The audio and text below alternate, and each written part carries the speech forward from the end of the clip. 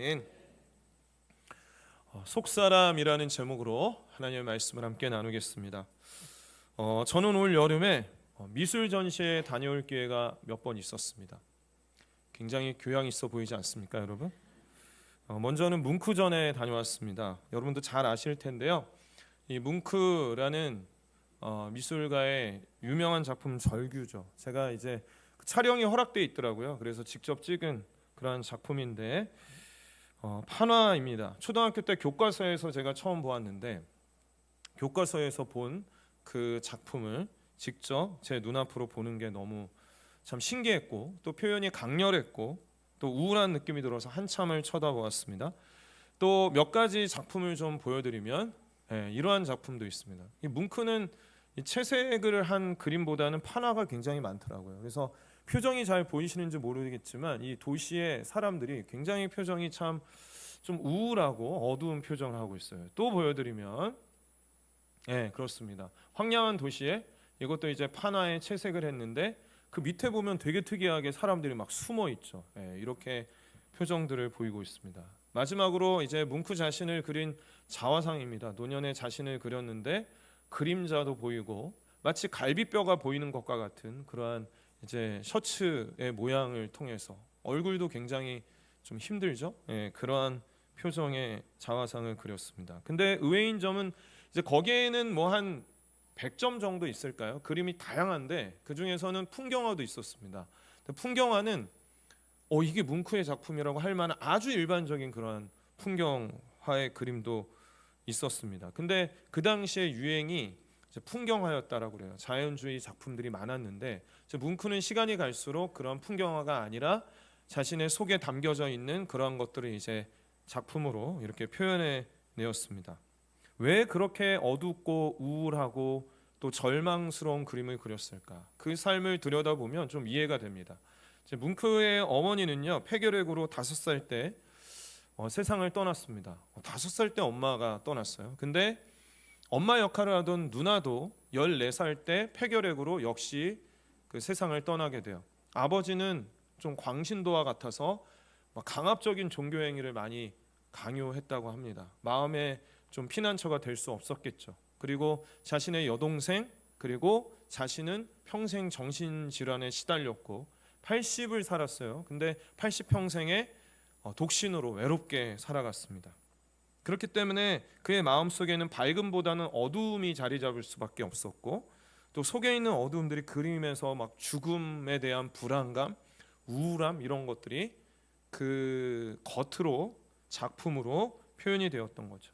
근데 제가 이 전시회에 누구랑 갔냐면요, 혼자 갔습니다. 그래서 혼자 작품에 빠져서 감상을 했어요. 근데 언제 또 내가 미술 전시회에 오겠나 싶어서 그 옆에서 하고 있는 전시회 티켓을 끊어서 들어갔는데 거기는 이제 프랑스 작가인 그 베르나르 뷔페. 우리는 제가 이제 보통 때 이제 먹는 뷔페만 생각했는데 작가 이름이 뷔페입니다. 근데 뷔페의 그림을 전시회에 들어갔는데 여기서도 제가 2시간 동안 정신없이 봤는데 진짜 저는 사실 뭉크의 그림보다 뷔페의 그림이 좋아서 나중에 나올 때는 엽서를 한 5장 정도 사왔어요. 마음에 드는 거를. 근데 이게 이제 자신의 얼굴을 그린 자화상입니다. 광대의 모습이죠. 겉은 화려하게 이렇게 칠을 했습니다. 그러나 표정은 굉장히 어둡고 우울해 보입니다. 광대 시리즈가 다 그렇더라고요. 또 넘겨보면 또 꽃 그림이 있는데요. 제가 꽃 그림 이 2가지를 다 직접 전시회에서 제가 본 것 같아요. 근데 꽃의 이 그림의 그림체를 보면 어떻습니까? 굉장히 삐쭉삐쭉하죠. 삐쭉삐쭉하고 또 베르나르 뷔페라는 서명을 그림마다 다 했는데 그 서명마저도 굉장히 좀 제가 볼 때는 뭐 스타일리시하기도 하지만 좀 삐쭉삐쭉한 그런 게 보여집니다. 또 다른 그림을 보면 이 사람들을 그릴 때에도 아주 자꾸 제가 삐쭉삐쭉하다는 표현을 하는데 그렇게 표현이 되어지죠. 그래서 좀 삭막한 역시 이것도 이제 광대의 그림이 상당히 많아요. 근데 광대가 막 가바들 쓰고 화려한 막 입술도 칠하고 했지만 역시나 그 눈빛이 굉장히 좀 공허하고 퀭하고 우울한 것을 볼 수가 있습니다. 그런데 여러분 그의 삶을 또 뷔페의 삶을 들여다보면 또 이러한 그림이 또 이해가 돼요. 왜냐하면 그가 살던 시대는 2차 세계대전이 마치고 그 주변의 어떤 공기가 굉장히 좀 우울하고 황량한, 사람들이 굉장히 좀 살기 힘든 그러한 시대였습니다. 그래서 뷔페는 나는 살아있는데도 죽음이 보였다라는 말을 할 정도로 굉장히 좀 어두운 시대였고, 또 뷔페도 그 아버지는 어렸을 때 그 두 집 살림으로 차려서 밖으로 나갔대요. 집을 나갔고 어머니의 사랑에 의지하며 살았는데, 어머니가 17살 때 또 뷔페 곁을 떠나게 돼요. 그 세상을 떠나게 되죠. 그래서 한간에는 병으로 죽었다, 한편으로는 뭐 스스로 목숨을 끊었다라는 그러한 설도 있더라고요. 그래서 이 뷔페는 너무나도 그 그리움, 외로움, 그래서 이 뷔페는 굉장히 작품 활동에 다작을 했고 집안에 틀어박혀서 평생 작품을 그리는 것에 몰두를 했는데요. 나중에 파킨슨병에 걸리고 이제 붓을 잡을 수가 없잖아요. 그래서 이 붓을 잡을 수가 없는데 막 왼손으로 부여잡고 그림을 그렸는데요. 마지막에 그린 그림에 보면은 바다인데 자신의 삶을 이제 배에 비유로 해서 배 그림을 많이 그렸더라고요. 근데 그 조각배, 노란색 조각배가 침몰하는 그러한 그림을 그렸어요. 그리고 그 그림체를 보면 굉장히 이렇게 흔들흔들 다 돼 있거든요. 근데 또 나중에는 스스로 목숨을 끊었습니다. 너무나도 안타깝죠. 그러니까 삐죽삐죽한 우울한 표정, 침몰하는 배, 이러한 어두운 그림을 그렸던 그 뷔페의 마음 속에는 삶과 죽음에 대한 고통, 그리고 우울함, 어두움, 어머니에 대한 그리움, 이러한 것들이 담겨져 있었기 때문에 그 작품으로 표현이 된 것입니다. 나중에 참 관심이 가서 그 이제 도슨트라고 하잖아요. 미술 작품 설명해주는 그 유튜버가 또 있어서 들어가서 많이 보고 했는데, 대부분의 미술 작가들이 처음에는 배운 대로 일반적인 그림을 그리다가 나중에는 개성 있는 작품이 표현이 되는데, 그게 이제 마음속에 담겨져 있는 게 다 밖으로 표출이 되고 나오게 되는 것이죠. 오늘 설교를 시작하면서 제가 두 화가의 삶과 작품에 대해서 언급하는 이유는 그 마음 속에 있는 것이 겉으로 표출이 된다라는 말씀을 드리기 위함입니다. 그러면 여러분, 겉이 중요할까요? 속이 중요할까요? 겉도 중요합니다. 그런데 속에 있는 것이 겉으로 표출이 되기 때문에 우선은 속이 우선되고 먼저이고 더 중요하다라는 것이죠. 우리의 삶과 우리의 믿음도 그렇습니다. 우리의 속에 있는 것이 겉으로 드러나게 됩니다. 겉으로 보여지는 우리의 외모나 형식이나 종교적인 행위들, 그러한 것들이 있는데 그것보다 더 중요한 건 내 속에, 내 안에 무엇이 담겨져 있는가, 참된 믿음이 있는가가 더 중요합니다. 그래서 하나님께서는 사람은 외모를 보지만 하나님은 중심을 보시죠. 그래서 이스라엘 백성들이 그 겉으로 보았을 때 아무 문제 없이 제사를 드리고 제물들을 갖다 바쳐도 하나님께서는 그 속을 보았기 때문에, 하나님을 향한 경배의 마음, 하나님을 향한 사랑의 마음이 없는 것을 보았기 때문에 그 제사와 제물을 볼 때 내가 토하고 싶다, 역겹다라고 표현했습니다. 또 예수님께서는 신약 성경에 보면 정말 많이 복음서를 쭉 읽다 보면 바리새인들아 서기관들아 정말 많이 얘기하시거든요. 그래서 그들을 향해서 예수님이 수도 없이 하셨던 그러한 꾸짖음이 있습니다. 이렇게 꾸짖으셨죠. 마태복음 23장 25절 말씀에 보면 화 있을진저 외식하는 서기관들과 바리새인들이여, 잔과 대접의 겉은 깨끗이 하되 그 안에는 탐욕과 방탕으로 가득하게 하는도다.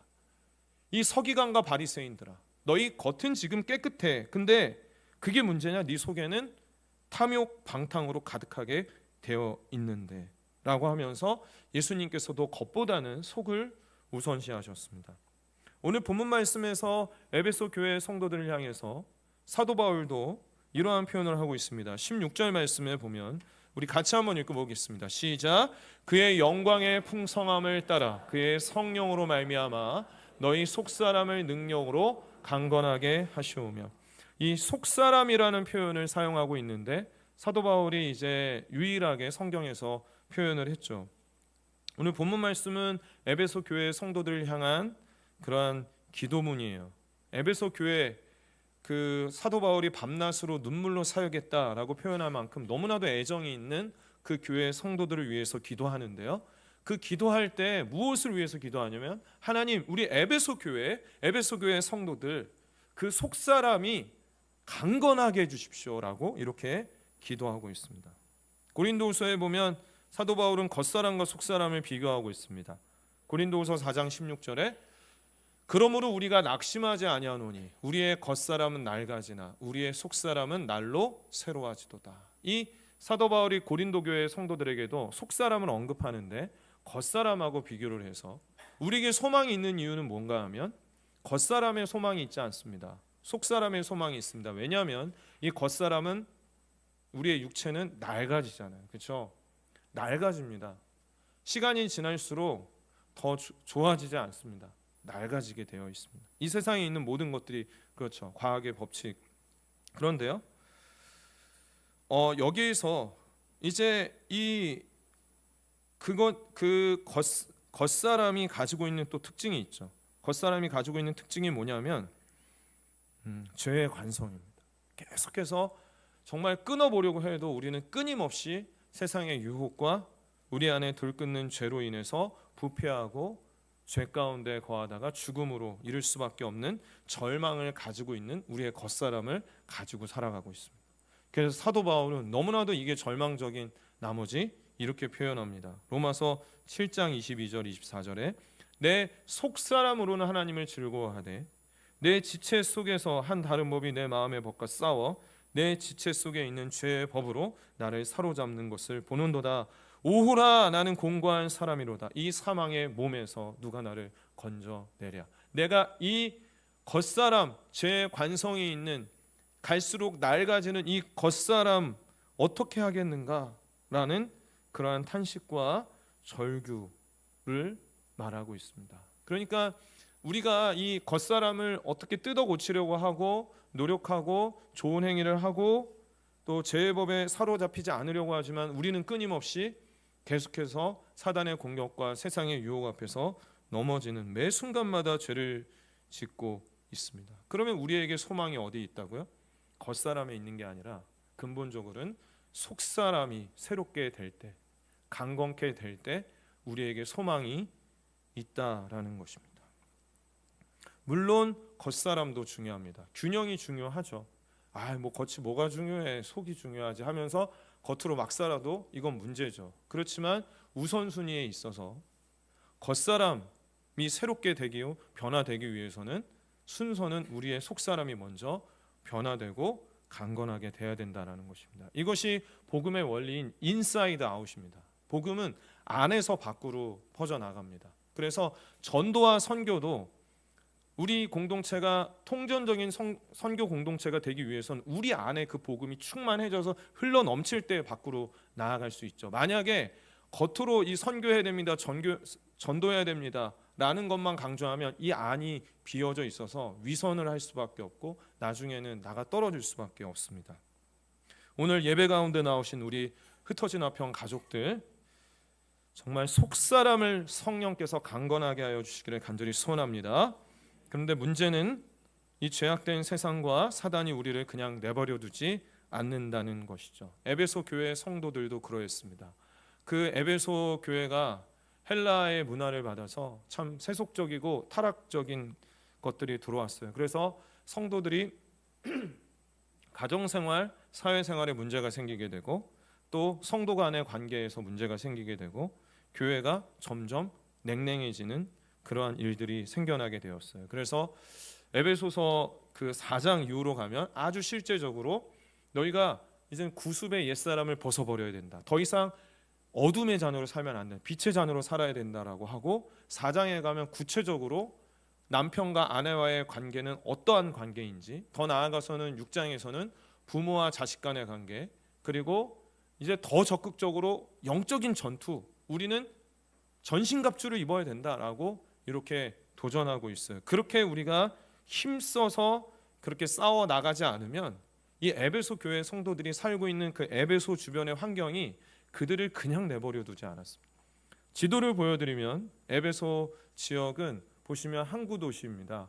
그래서 위치가 항구 도시였고, 또 왼쪽으로 가면 서쪽으로 가면 그 유럽이 있고, 동쪽으로 가면 아시아가 있는 아주 중요한 그러한 교류의 장소였습니다. 그래서 상업과 문화와 종교가 굉장히 많이 발달을 했고, 당시에 이제 로마 제국의 지배를 받는데 지방 총독이 다스리는 지역 중에서는 가장 크고 또 부유한 그러한 지역이었습니다. 또 아데미 신전이 있었는데요. 지금은 대부분 다 허물어지고 흔적만 남아 있지만 세계 7대 불가사의 중에 하나죠. 왜냐하면 저 높이가, 저 기둥이 지금 몇 개 안 남아 있지만 100개가 있는 신전이었고 높이가 17m였다라고 합니다. 그러니까 어마어마하고, 그 앞에 그 신전의 뜰에서는요 5만 명이 수용될 수가 있고, 또 그 신전과 그 앞에서는 아주 성적인 음행들이 여사제와 행해지는 그러한 정말 우상 숭배와 음란의 중심 도시가 그 에베소였습니다. 또 보면 문화가 어찌나 발달했던지 이러한 극장도 있었습니다. 2만 5천 명을 수용할 수 있는. 그리고 저 앞에는 우상 숭배하는 그 조각들이 다 담겨져 있고, 저기에서 많은 여러 가지 공연도 했겠죠. 그리고 또 도서관도 있었던 그런 아주 발달된 에베소 지역이었습니다. 근데 이 에베소에서 살던 에베소 교회 성도들은 날마다 겉사람이 낡아지게 하고, 그 속사람도 자꾸 세상의 문화와 제약으로 잠식당하는 삶의 위기가 나타나고, 그리스도인의 모습은 찾아볼 수 없는 그러한 일들이 일어나게 되었어요. 그렇기 때문에 이 사도 바울은 너무나도 안타까운 마음으로 에베소 교회 성도들을 위해서 기도할 때, 하나님, 우리 에베소 교회 성도들이 속사람이 강건하게 하옵소서라고 이렇게 간절히 기도하고 있습니다. 그렇다면 우리의 속사람은 어떻게 강건하게 될 수 있을까? 어떻게 우리의 속사람이 강해서 세상의 유혹을 힘있게 물리치며 살아갈 수 있을까? 사도 바울은 이어서 이렇게 기도합니다. 17절 말씀에 보면 우리 같이 읽습니다. 시작. 믿음으로 말미암아 그리스도께서 너희 마음에 계시게 하시옵고, 너희가 사랑 가운데서 뿌리가 박히고 터가 굳어져서. 무엇을 위해서 기도하고 있는가 하면 속사람에 그리스도께서 계시게 하옵소서라고 기도합니다. 이 계신다라는 표현의 어근을 살펴보면 오이코스라고 해서 집이라는 뜻이 있습니다. 그러니까 있다, 계신다라는 건 잠시 머문다 정도가 아니라, 여러분 집에서 거주한다라는 것과 어디 잠깐 있는다라는 것과는 분명한 차이가 있잖아요. 그러니까 여행지에 가서 숙박지에서 내가 잠깐 있는 것과 집에서 사는 것은 분명히 차이가 있는데, 예수님께서 우리의 속사람, 우리의 마음에 계신다라는 것은 집으로 삼아서 계속해서 사신다라는 의미를 가지고 있어요. 그러니까 예수님이 손님이 아니라는 거죠. 가끔 찾아오시는 분이 아니라 아예 집으로 삼고, 내 속사람, 내 마음에 집으로 삼고 늘 자연스럽고 편안하게 그렇게 계시는 것, 그럴 때 우리의 속사람이 강건해질 수 있다라고 이렇게 말씀하고 있습니다. 이 내용을 정말 잘 담아낸 그러한 책이 있는데요. 소책자인데 로버트 멍어의 내 마음 그리스도의 집이라는 책입니다. 근데 내용이 아주 심플하고 단순하고 제목 그 자체가 그 내용이에요. 그래서 그리스도, 내 마음은 그리스도의 집입니다라는 겁니다. 그래서 거기에서 내용에 잠깐 보면, 그리스도를 내 마음에 모셔드린 후, 예수님이, 내 마음이 예수님의 집이 됐다는 거예요. 나는 그분께 내 마음의 집을 보여드렸습니다.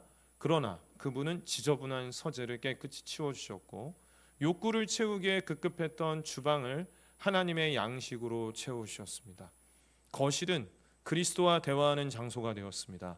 이제 작업실에는 그분의 손길이 드러나게 되었고, 오락실에는 주님이 주시는 진정한 기쁨과 참 행복이 있습니다. 예수님과 함께 살고 내 마음에 거하면 변화가 일어나게 되죠. 공부할 때, 어디에서 작업실에서 일을 할 때, 내가 뭔가를 우리는 늘 욕구가 있잖아요. 그래서 그것들을 채울 때, 또 뭔가를 즐겁게 할 때, 그 순간순간마다 예수님이 함께 거하시는 삶이라고. 근데 거기에서 멈춰서는 안 되죠. 보겠습니다. 그리스도, 내 마음 그리스도의 집에서 이렇게 또 내용이 이어집니다. 그러나 그곳으로는 부족했습니다. 나는 집문서를 그분께 맡겼습니다. 그날 그분은 내 삶을 받으시고 나의 주인이 되셨습니다. 이제 영원토록 나는 그분의 것이요 그분은 나의 것입니다. 그냥 단순하게 내가 이 일을 할 때 하나님의 영광을 위해 해야지, 내가 이 일을 할 때 그리스도와 함께 해야지, 그때 그 정도가 아니라 아주 근본적으로 내 삶의 이 집, 내 삶의 주인을 예수 그리스도로 고백하고 그분께 온전히 맡겨드리는 삶을 살 때 예수님이 우리 마음 안에 집에서 계시는 것처럼 거주하실 수가 있다는 것입니다. 그렇지 않으면 가끔 오는 손님입니다. 완전히 맡겨드리는 삶을 살아야죠. 우리는 이럴 때가 너무 많이 있습니다. 예수님, 저 요즘 진짜 중요하고 바쁜 일이 있습니다. 그러니까 며칠 좀 나가 계십시오. 아니면 제 마음 안에 집에 들어올 게 너무 많습니다. 세상에서 이것도 중요하고요, 이것도 너무 즐거운데요, 또 나도 모르게 들어와 있는 것들도 있어서 예수님 거하실 곳이 없습니다. 시간 되실 때 가끔 놀러 오세요 라고 할 때도 있어요. 여러분, 우리가 우리의 속사람에 우리의 더러운 죄, 나의 자아, 내 욕심, 세상의 유혹들이 자리 잡고 있으면 예수님께서 거주하실 수가 없습니다. 가끔 오실 수는 있겠죠. 그렇지만 내 삶 가운데에서 거주할 수가 없어요. 그렇기 때문에 우리의 삶의 주권을, 우리의 삶의 이것을, 우리의 마음을 완전히 집문서를 하나님께 드려야 합니다. 이제는 더 구체적으로 하나님 앞에 에베소 교회 성도들의 이 속사람을 위해서 사도 바울이 기도하고 있습니다. 18절과 19절 말씀에 보면 능히 모든 성도와 함께 지식에 넘치는 그리스도의 사랑을 알고 그 너비와 길이와 높이와 깊이가 어떠함을 깨달아 하나님의 모든 충만하신 것으로 너희에게 충만하게 하시기를 구하노라. 17절 말씀에서 에베소 교회 성도들을 향해서 기도할 때 그 속사람이 강건하게 하시고 그러기 위하여 예수님이 집에서 거주하는 것과 같이 계시게 하옵소서라는 그 기도에서 멈추지를 않아요. 더 기도하는 건 뭐냐면 예수님이 그 마음에 계실 뿐만이 아니라 예수 그리스도의 그 사랑이 그 마음 안에 부어지고 충만히 부어주옵소서. 그럴 때 우리의 속사람이 강건하게 될 수가 있는 줄 믿습니다. 예수 그리스도의 사랑이 우리 안에 온전히 부어질 때 우리의 속사람은 강건해질 수가 있어요.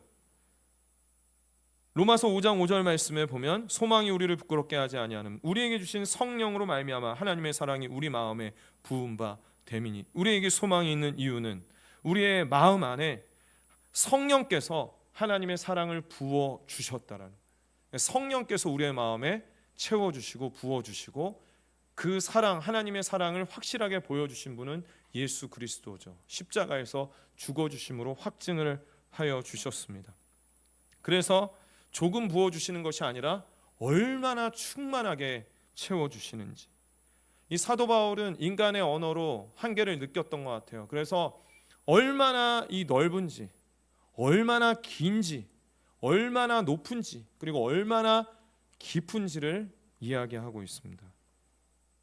그리스도의 사랑은 유대인뿐만이 아니라 이방인, 그 시대의 사람뿐만이 아니라 온 세계의 모든 시대 가운데의 사람들, 오늘 이 자리에 모인 우리 흩어진 화평 가족들 한 사람 한 사람을 포함할 정도로 넓습니다. 여러분 믿으십니까? 그리고 그리스도의 사랑은 변하지 않고 끝이 없고 영원토록 긴 사랑입니다. 그리스도의 사랑은 가장 타락한 죄인에게까지 닿는 그러한 깊은 사랑이고, 그리스도의 사랑은 높고 높고 높아서 하늘보다 더 높은 사랑이에요. 여러분, 이 사랑이 여러분 안에 채워져 있습니까? 여러분의 속사람에 이 그리스도가 거주하시고 이 사랑으로 채워질 때 우리는 비로소 우리의 속사람이 강건해질 수 있고 우리가 이 세상을 힘있게 그리스도인으로서 살아갈 수 있다라는 거예요. 다른 방법은 없습니다, 여러분. 그런데 우리가 이 자꾸 자신 없는 이유는 자꾸만 우리가 이 속사람의 예수님이 아닌 다른 것이 들어오고 우리가 또 넘어지고 예배 후에 또 삶을 바쁘게 살아가다 보면 어느새 우리의 속사람이 예수님이 아닌 다른 것으로 채워지는, 실수하고 실패했던 경험이 있기 때문에 우리는 또 의심하게 됩니다. 과연 내 속사람이 예수님이 채워줄 수 있을까? 그 사랑으로 내가 만족할 수 있을까? 왜냐하면 우리는 실패한 경험이 있기 때문에요. 하지만 여러분, 우리에게 소망이 있어요. 왜냐하면 우리의 속사람의 그 사랑을 우리 스스로 채우는 게 아니기 때문에. 고린도후서 5장 14절 말씀인데요, 여기에서 뭐라고 말씀하냐면 그리스도의 사랑이 우리를 강권하시는도다 라고 있습니다. 강권하신다라는 그 뜻을 제가 여러모로 살펴보니까 이렇게 표현하는 게 더 와닿더라고요. 사로잡는다라는 표현. 그리스도의 사랑이 우리를 사로잡아 버리기 때문에, 그리스도의 사랑이 우리를 지배해 버리기 때문에 우리는 이것에 소망이 있는 거예요. 우리가 살아가면서 어떻게 하면 그리스도의 사랑을 채우지? 이거 하고 막 이런 게 아니라, 예수님의 사랑은요 어느 정도껏 주시는 사랑이 아니라, 그리고 내가 노력해서 뭔가 구걸해서 받는 사랑이 아니라 이미 우리에게 부어주시고 이미 너무나도 충만하게 부어주시는 사랑이시기 때문에 그 사랑에 우리가 휘어잡히고 사로잡힐 때에 우리의 속사람이 그 사랑으로 충만히 채워지게 된다라고 이렇게 도전하고 있습니다. 여러분, 그 사랑이 우리 안을, 우리의 속사람을 지배할 때 우리는 상상하지 못할 강건함은 없습니다. 그래서 여러분, 세상이 부럽지 않습니다. 사단이 두렵지 않습니다. 그리고 내가 살아오면서 겪으면서 내 속사람에 쌓여진 그런 어두움이 있을 거 아니에요. 좌절감, 우울, 실패, 또 앞으로 삶에 대한 걱정과 절망, 그런 것들이 우리를 무너뜨리지 못합니다. 왜냐하면 우리가 강건하기 때문에. 무엇으로요? 예수 그리스도의 사랑이 우리의 마음에 부어져 있으면 우리는 강건할 수 있다라는 것입니다. 그 크신 하나님의 사랑이라는 찬양이 있습니다. 여러분 다 아시죠? 그 크신 이렇게 시작하는 그런 찬양인데, 1917년에 레만이라는 목사님께서, 이제 미국의 레만이라는 목사님이 지은 찬양입니다. 근데 이 목사님은 요즘으로 말하면 미자립 교회의 목사님이셨습니다. 그래서 주중에는 일하러 갔었어야 됐고 여기저기 일을 하는데, 어느 날은 치즈 공장에서 일을 하루 하게 되었습니다. 오전 고된 작업을 마치고 공장 벽에 기대서 이제 아내가 싸준 도시락 뚜껑을 열었습니다. 근데 거기서 쪽지 하나가 나왔는데요, 그 쪽지에는 유대인의 시가 구절이 적혀 있었어요. 아마도 이 레만 목사님의 사모님, 아내가 힘을 내라고 그렇게 적어준 글귀였겠죠. 거기에 이렇게 적혀져 있었습니다. 하늘을 펼쳐진 양피지로 삼고 세상 모든 갈대, 나뭇가지, 모든 초목을 펜으로 삼고 온 세상의 물을 잉크로 채우고 온 인류가 다 능숙한 서기관이라고 해도 하나님의 크신 능력과 영광, 사랑, 놀라운 이야기를 다 적을 수 없다. 이 쪽지가 적혀져 있었어요. 너무나도 피곤하고, 사실 이 레만 목사님도 절망스럽고, 어떻게 하면 이 하루하루 그런 고단함, 어려움, 목회에 대한 막막함, 삶에 많은 힘듦이 있었을 텐데, 그 쪽지를 통해서 그래, 내가 이렇게 다함이 없고 끝이 없고 넓고 깊은 하나님의 사랑을 나에게 부어줬구나 라는 마음에 감사의 눈물을 흘리고, 나를 죽기까지 사랑하신 그 사랑에 너무 감사해서 그 자리에서 이제 몇 개 감동을 시로 적었고요. 그게 이제 그 크신 하나님의 사랑의 1절, 2절 가사가 되고, 3절은 이제 유대인의 그 시를 고쳐서 넣었습니다. 1절 가사를 한번 띄워주시면 이렇게 되어져 있죠. 한번 띄워주십시오. 그 크신 하나님의 사랑 말로 다 형용 못하네. 저 높고 높은 별을 넘어 이 낮고 낮은 땅 위에 죄범한 영혼 구하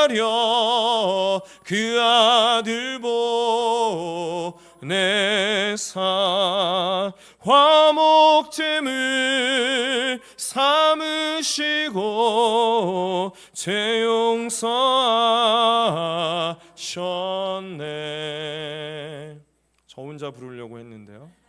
여기에서 이제 같이 부르려고 했습니다. 같이 부릅니다. 하늘을 두루마리 삼고 바다를 멍을 삼아도 한없는 하나님의 사랑 다 기록할 수 없겠네. 하나님의 크신 사랑 그 어찌 다 쓸까.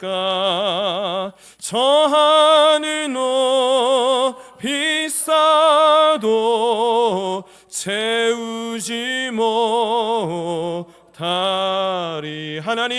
하나님 크신 사랑은 증량 다 못하네.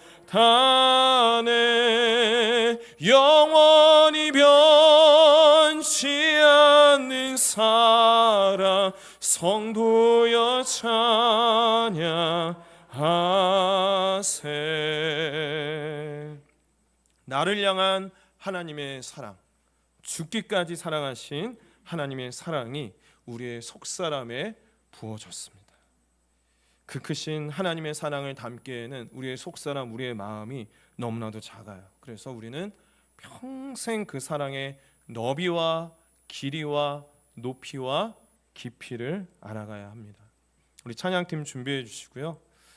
여러분, 이제 또 한 주가 시작이 됩니다. 어느새 무더운 여름도 지나고 이른 아침과 늦은 밤에는 서늘한 바람도 붑니다. 그런데 여러분, 이 계절, 이번 한 주, 또 여러분의 평생을 여러분 어떻게 살아가시겠습니까? 제가 처음 설교를 시작하면서 이 뭉크와 뷔페라는 그 작가의 작품과 삶을 좀 말씀드렸습니다. 그들이 그려낸 그림은요, 어딘가 모르게 불안하고 우울하고 삐죽삐죽한 그런 어두운 그림이었어요. 왜냐하면 그들의 속사람 안에 담겨져 있는 그러한 어린 시절 어머니에 대한 그 상처와 그리움, 삶과 어떤 죽음에 대한 불안감, 우울들이 그들의 겉으로 드러나게 된 것이죠. 여러분, 우리도 우리의 인생을 하나의 그림에 비유할 수 있을 것 같고, 우리는 우리의 인생을 그려나가는 화가라고 할 수 있을 것 같습니다.